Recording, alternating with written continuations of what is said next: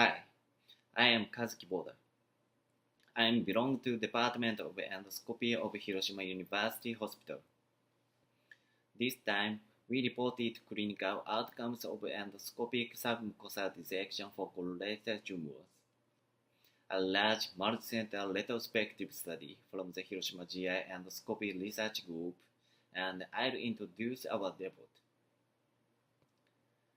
The Hiroshima GI Endoscopy Research Group was organized by 26 hospitals in Hiroshima Prefecture about 5 years ago. Our group is now doing research work regarding endoscopic diagnosis and treatment for GI tumor. By the way, in Japan, colorectal ESD received health insurance approval in April 2012, and ESD is a reliable method for treating superficial colorectal tumors.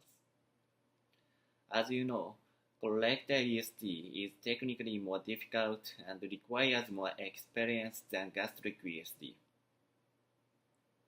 Although advanced high-volume centers have reported good outcomes of colorectal ESD, the ESD procedure was performed by a limited number of highly skilled experts.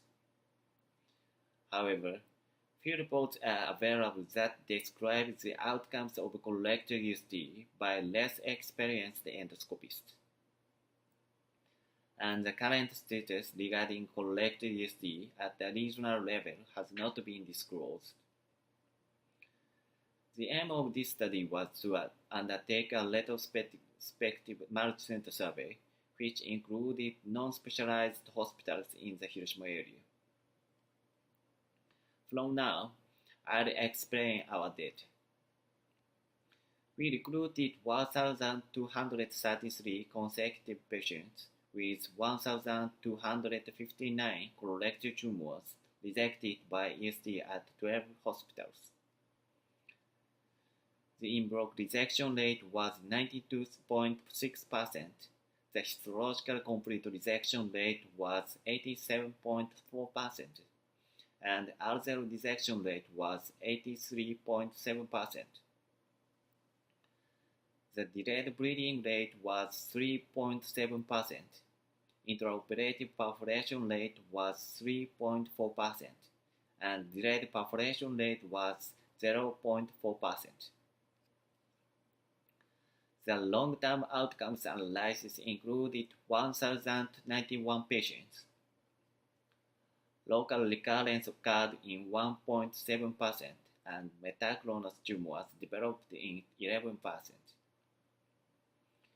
The 3-year overall survival rate was 95.1%, and 5-year overall survival rate was 92.3%. We categorized the 12 participating hospitals into high-volume centers or low-volume centers based on the number of ESDs during the study period. The number of chronic tumor, severe fibrosis, and the in-block resection rates were significantly higher in the high-volume centers than those in the low-volume centers. The average tumor size in the high-volume centers was significantly larger than that in the low-volume centers. Colorectal ESDs with the greatest technical difficulties were mainly performed at the high-volume centers, and there were no significant differences between the high and low-volume centers with respect to adverse events. In conclusion, the safety of colorectal ESD in Hiroshima area was maintained, likely because the cases were allocated and the procedure were undertaken in accordance with the skill level of each hospital and endoscopist. Today, the number of colorectal ESDs are increasing. If you are not expert in performing colorectal ESD, I am pleased if you refer to our paper and distribute the tumor in the regional area according to the level of ESD difficulty. Thank you for your attention.